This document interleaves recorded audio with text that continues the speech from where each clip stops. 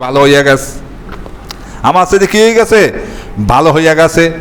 এই যে সবাই অবস্থা আমার চাইতে ভালো হইল, এই জন্য আমি একদিন অসহ্য হই নাই, জ্বালা পোড়া হয় নাই, মনে মনে ধ্বংসের কামনা করি নাই।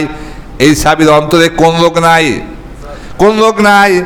ওই সাবি বলেন, আমি আল্লাহর কসম করে বলতে পারি, বিন্দু বিন্দু নেকো যদি আপনার আমল নামায় জমা হয়, যেই পোকায় ন্যাক খায় সেই পোকা হইল হাসাদ।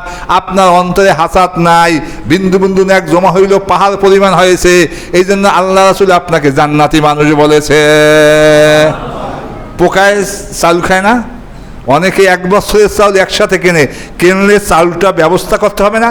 ব্যবস্থা না করলে পোকে খায় কিনা? পোকে খায়। আপনি নামাজ পড়েন, রোজা করেন, হজ করেন, জাকাত করেন, দান করেন, আত্মা যদি অপবিত্র হাসাদ থাকে, আল্লাহ রাসূলের ফতুয়া, এই হাসাদ নামক পোকায় ন্যাক সব খাইয়া হালায়।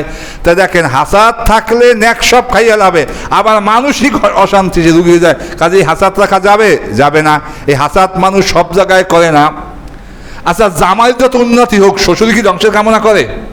করে না। কা সুখের বাক্যে আর মেয়ের শ্বশুরের যত উন্নতি হোক, জামাই কি ধ্বংসের কামনা করে? করে না। কাকায় মল্লি তো ভাগ আমার খাড়া।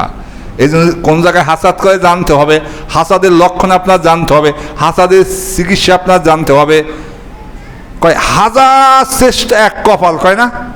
হাজার চেষ্টা এক কপাল। এই হাসাদকে দূর করতে হইলে তকদির উপর বিশ্বাস করতে হবে। হাসরাতকে দূর করতে হলে কির উপর বিশ্বাস করতে হবে? তকদিরে ভালো মন্দ উপর বিশ্বাস করা ফরজ না নফল?